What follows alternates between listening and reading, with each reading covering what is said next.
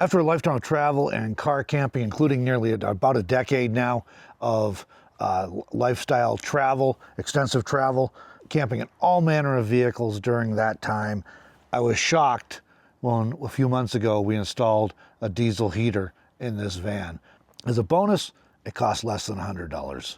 So we purchased and installed this Vevor 8 kilowatt diesel heater about 3 months ago. It was late in 2024. The installation was not too bad, but it did have there were a few mistakes I made. There were a few challenges with it. We'll talk about that a little later in this video. We've been using this diesel heater for about 3 months now. And so I know some of you have been wondering, who have been following along, how this thing goes, how it's working. So we'll update you today on how we've been making out after 3 months. And we'll check back within a year or two when it's been longer to see how it's holding up long term. But 3 months and the paces we put it through, I think, gives us a pretty good idea how it's working. And we feel like we've been using it long enough that we can have something to say other than here's how the install went. So what has our experience been? Well, we're going to share that in this video. Would we recommend a diesel heater for a van or RV for others? And would we buy a diesel heater again? We'll share all that in this video. Does this diesel heater work? Yes, absolutely. It works very well. We've used this diesel heater. Right now, we're down in the desert, in the Mojave Desert in southern Nevada. And so temperatures are more moderate here, but we used it quite a bit in January when it was kind of cool. It was one of the, maybe not the worst January I've seen here, but it was cool. And we've also used this thing in December and January, winter camping in Wyoming. And in those cases, we were getting down to some really cold temperatures, some snowstorms we were dealing with, even stranded on the interstate one time because of a snowstorm. So we've been putting it through its paces. We got an idea how it works. It has kept us warm and toasty, and it's done that without the moisture problems associated with propane heaters, which is what I've used in the past. So that's been a definite improvement. And many of you who've been around for a while know I used to have a Patreon membership site. I quit that sometime last year just because I got tired of dealing with Patreon. We have a new one set up. I think you're going to like it better. Hopefully it provides good value. We do want to take our time, make sure we can do something to be good value for our supporters. But that's available. Links in the description if you want to check that out. But now, without further ado, what I wish I had known about diesel heaters before we purchased this thing and tried to install it.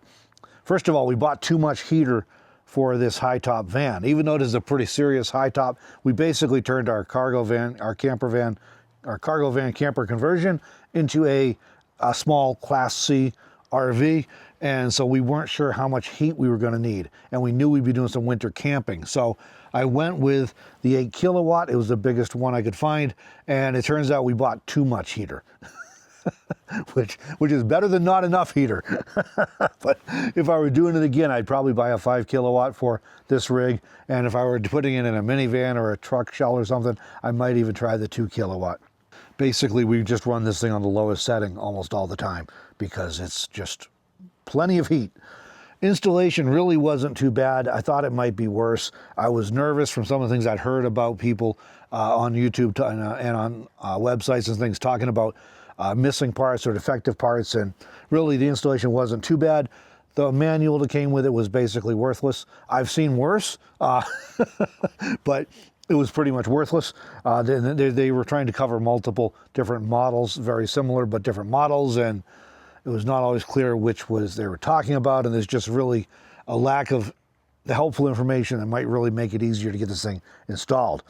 We still haven't fully figured out the controller up here. We just got it mounted right on the cabinet here.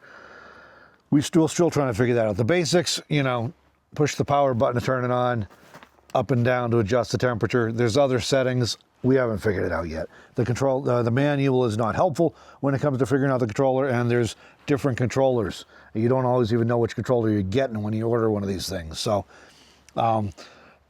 we're still working on that, and trying to search on Google or on YouTube is of limited value because there's different controllers. It's a little bit like the Prius here. When you do an oil change on it, the maintenance light comes on when it's getting due for an oil change, it thinks. And it took me a while to figure out. I had to try like 3 different processes to figure out how to turn it off, because the combination of turning the car on and off and pressing and holding different buttons on the dashboard, and exactly the sequence depends on the series of car you have. And so now I keep a note on how to fix it. So same kind of thing there. I would upgrade the fuel line and definitely the fuel clamps. Now, this is actually the original fuel line and we've not had any problem with it, but I have heard of people having trouble with it, so I probably would just upgrade it if I were doing it again. The clamps that came with it are just little crappy little spring clamps. They were terrible, and we ended up upgrading them because at least one of them, if not 2, I think, wasn't properly sealing and it was allowing diesel to leak. So I would replace those ahead of time before I even tried to install it if I did it again. The direction of the heater was not labeled. Now, some of them is fairly obvious. This one was not, because there's slightly different designs on the case. This is where the air goes in, kind of like your air return. If you're familiar with a furnace at home, it blows out the front. I put it in backwards the first time, so the hot air was blowing at the door. So it wasn't labeled, as not clear on the manual. So not the end of the world, but it was annoying to have to pull it all back out and turn it around. The fuel pump direction here, there is a etched arrow on one side that shows you the direction the fuel goes, but unfortunately it's not very clear. And I got it in right the first time when I took it apart to turn the thing around, because I wanted to, because I put it in backwards, the heater in backwards. I turned around, I ended up putting reconnecting the fuel pump backwards, and it wouldn't start. We were getting an error because it wouldn't start, and the errors are not very helpful. So in any event, we finally figured it out. I sat there for a while watching and said, there's way too many bubbles in that thing. The air should have been out of it by now, and I finally put together that it was in backwards, and it was sucking fuel from the line by the heater up towards and blowing it into the, or pumping it into the fuel tank. Fuel pump noise might be something to think about. These fuel pumps that come with them tend to be a little bit noisy. They click is the way they work. As the thing goes, the cam goes around, it clicks. I thought it might be a concern for us. I especially was worried Melanie might be bothered by it. So far, I hear, my experience is that I hear it when it clicks on, when it turns on, because the heat will start before the thing's really fully going. Once the blower kicks on, I really don't hear it anymore, so it hasn't been an issue. But there are some options there. You can install the fuel pump outside with your fuel line runs into the pump and then back up into the heater from the outside. That'll help with it. This sound dampening thing that came with this one does help. It's like a rubber attachment, and that keeps the fuel pump from sitting right on the wood or on the metal. So that does help. But you can install it outside. You can also upgrade to a better fuel pump. That upgraded fuel pump is quite a bit quieter from what I understand. I've seen it reviewed. I haven't used it myself, but it costs like half as much again as the heater did. So I'll have a link in the description if you want to check it out, but that could be an option if the noise is bothering you and it's not feasible to mount it outside. And the catch with mounting and having any of the fuel line outside is if you're in really cold, your diesel may gel up. If you're kind of snowbirding and you're staying in moderate weather, that's probably not going to be much of a problem. But we have a remote control that came with it. Somewhere up here, there we go. Little remote came with it. I thought it was gimmicky, but turns out when you have a bunk like we have up here, it's nice to be able to turn the heater on and off at night. It worked initially, then it died. Looked like the battery died. We took it apart and figured out there's some weird A27, I think it is, battery. So we had to find them on Amazon. We couldn't find them anywhere locally. So link to that in the description if you need one of them. We haven't got it working again. It's what we've been reading. We may have to program it or synchronize it to the controller. We haven't been able to figure out how to do that yet. So right now it is not working. And this fuel tank, like most of them, the fuel pickup is on the bottom and it drains out. If I were doing this again, reinstalling this, I would try to find a tank that had a top feed. And the reason for that is that this is like a weak spot, in my opinion. We had some trouble with that leaking. I didn't get the nut tight enough with the O-ring when I first installed it. But if it does come loose and leak, you're going to dump potentially 10 liters of diesel into your vehicle or outside of your vehicle if you have it outside. Either way, you don't want to do that. So I would try to find one that took the fuel out of the top with a pickup tube that went down. That might require upgrading the fuel pump. I'm not sure. But that's something I would try and do too. So a few other considerations with diesel heaters like this. You do need to drill holes for the fuel line and for the air intake and exhaust. They go out through the floor. There are case models where everything's put together already, but you still have to have your drill a hole through the floor to get those things out. Or you can mount them on blocks and drill a hole through the wall, I guess, if you wanted to. The only way around that is sometimes people will set them up outside and use them outside and have a hose that run in a duct, if you will, that runs inside the vehicle or into their tent, and that's how they get the air in. But otherwise, you do have to drill holes. This may not run on a portable power station. I did not try it on ours, but I have seen people where they tried to run it on a power station. When the startup, because it's running a glow plug to warm up the combustion chamber, is 10 amps or greater than 10 amps, and generally you can only run 10 amps on those cigarette outlet lighter plugs, so you may not be able to run it on a power station. We have ours wired directly into the fuse block that's connected to our lithium battery bank, so we have no problem with that. Make sure you install the tank in an easy to access location. That was part of the decision on where we installed this thing, was I wanted to buy a door. I thought about putting it outside, but I couldn't figure out a good way to do that didn't have the hose, the fuel line getting moved all the time, and I was concerned about that causing a failure point. So I would recommend installing it by a door so that when you stop at the fuel station, you can get to it, or if you've got a jerry can you're using, you can get to it easily from outside the vehicle to minimize your chances of spilling diesel inside your vehicle, because diesel tends to stink for a very long time. I did have some success when we had a leak here when I was first installing it because of the hose clamps with using alcohol to scrub up the diesel. That seemed to work fairly well. And make sure you have a way to carry spare fuel unless you're traveling and stopping at gas stations a lot. When we were traveling from Wyoming down to Nevada this year, we were stopping for gas every day, sometimes twice a day. So depending on how far we went, so it was no problem to, after I filled up, to also turn the van around because it was on the opposite sides and fill up the diesel. Once we got here, we didn't want to have to be moving the van very often, so we've been using portable containers to refill this, and I just run up to the fuel convenience store, gas station, that place, and get some diesel, and we can refill it that way. And there's an exhaust pipe underneath that comes out. It does have a little silencer, they call it. It's sort of like a muffler, but I would recommend making sure that does not vent under your vehicle so that fumes can come back in, or under a window so that fumes can come back into the vehicle. They do have the suitcase and toolbox case style heaters I mentioned before. It's exactly the same heater. They usually have a 5-liter tank instead of a 10-liter, but everything else is the same. They've just got it put together for you in a nifty little box or case. So those are kind of cool, and it might work better for you. You don't have to do so much assembly. But if you're doing that, I would still recommend opening the case and inspecting everything. Make sure the wiring is all good and tight, nothing's loose at the connections, and making sure the fuel line connections are good and that it's not kinked. And then when I would actually run it with that open for the first time to make sure that there's no fuel leaking once the pump starts running. Just a suggestion there, because sometimes things are not assembled quite correctly. So ultimately, aside from a few installation challenges, and the manual is worthless, I've been shocked at how well this cheap diesel heater has performed. This is just a Vivor brand Chinese outfit, but it's worked well.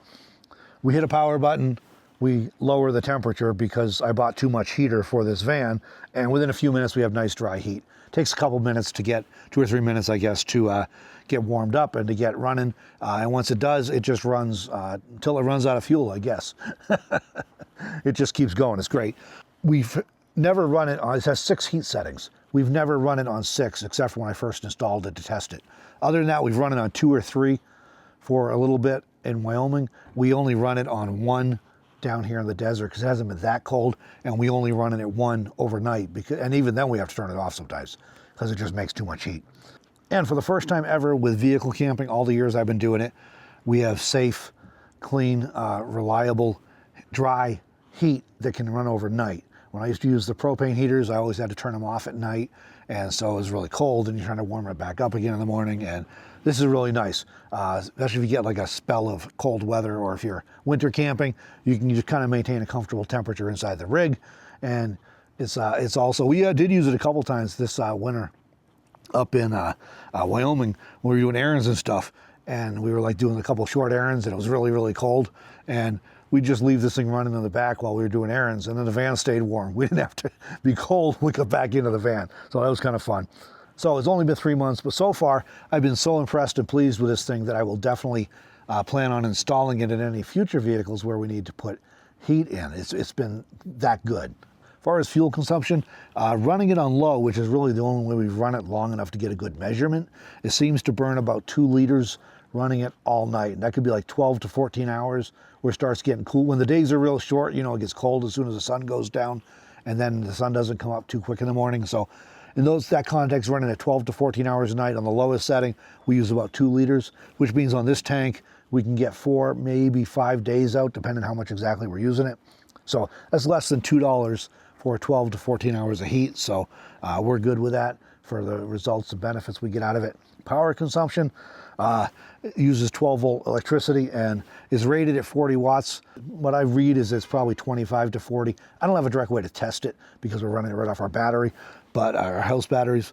But normally they'll run up to 10 amps when they're first, sometimes 12 amps when they're first firing up because of the glow plug, and that's the part that trips the breaker on the safety on the power stations. But once it's running, it can be 1 amp or less if you're running on low, up to maybe 2.5 to 3.5 or so amps on higher settings. So it's pretty efficient, and it's everybody I know of who's had the propane RV furnaces says that these use quite a bit less electricity, and of course you're using the diesel fuel instead of the propane.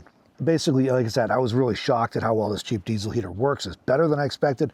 We had this conversation more than once before we bought this, and Melanie was kind of like, maybe we should just buy a Webasto or something and get a good one, a good quality, good brand reputation one. But, you know, after the whole thing with building a high top of this van, I was kind of like, you know, I really want to just try it and see.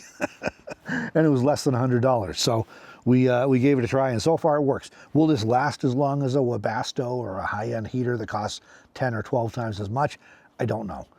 But so far it's working well, and I know a lot of people who have had multiple years of good service out of these. So at that price point, you can buy a lot of cheap Chinese diesel heaters like this Vevor 8 kilowatt for less than, you can buy a lot of these for the price of a good quality one. If you're having to pay somebody to install it, you're not doing a DIY install, maybe, and you have the money, maybe it's worth going with a high quality one to just for the hedge your bets that it's going to last longer without any kind of problems. But otherwise, if you do a DIY thing, it's cheap and it does seem to work. If I were doing this all over again, I would have bought one sooner. I procrastinated about for several years because I wasn't sure about the quality, and I wasn't sure about the installation, and I'd heard enough stories of people having trouble with defective or missing parts. And ultimately, I just decided to give it a try, and it did work out despite a few challenges with getting it installed. And if you enjoyed this video or if you found this helpful or valuable, we have an entire playlist for DIY van and RV projects that you might also like to check out.